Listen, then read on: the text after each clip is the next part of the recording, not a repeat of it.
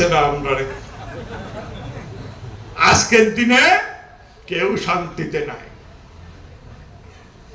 আর যেই কথা আমাদের 3 দফার মধ্যে একটা বিষয় আছে, মন্ত্রী সুধাংশু দাসের বরখাস্তের দাবি।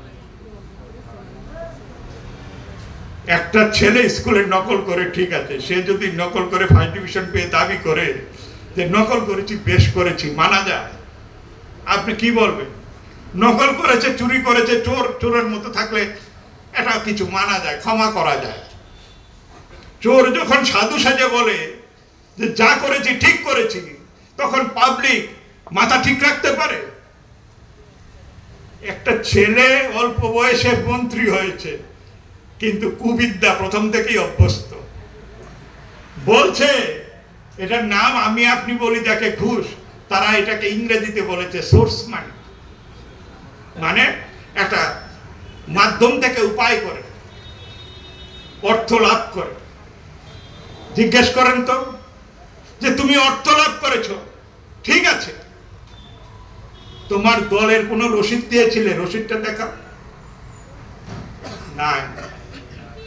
কিছুদিন আগে আমাদের এখানটা তো বিশাল করে এই পূজা, খেলা, মেলা এগুলির জন্য বিখ্যাত হয়ে উঠেছে।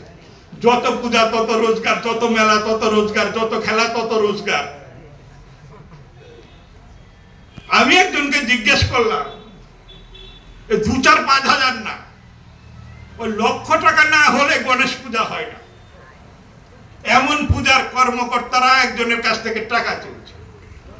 তা আমি জিজ্ঞেস করলাম, সুখ দুঃখের কথা বলে বাজারে হাটে দেখা হোক, আমি জিজ্ঞেস করলাম এত টাকা দিলে রসিদ পেলে?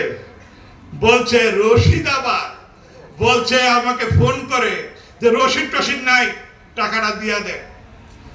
পূজার বেলাতেই রসিদ মিলে না, অথচ আপনি পাড়ার একটা ছেলে সরস্বতী পূজা করলে পরও আপনার বাড়িতে 10 টাকা নিলে একটা রসিদ দেয়। কত বড় টাকা খোর হলে পরে, সুদ খোর হলে পরে, ঘুষ খোর হলে পরে টাকা নিচ্ছে, একটা রসিদ দিচ্ছে না। আর বলছে এত বড় পূজা করি, এত মানুষকে কাপড় দে, 10,000 শাড়ি দিছি, 1,000 জামা দিছি, আরে তুমি কত নিছো? এইটার বেলা নাই। তাহলে এই সরকারটার আছে কিচ্ছু নাই। যা দেখছেন মাংস ম্যাচ বলতে আর কিছু নেই। এবার শরীরটা আছে কঙ্কালের মতো। আমি ভাবছি এই সরকারটা খুব বেশি শক্তিশালী। শক্তিশালী নয়।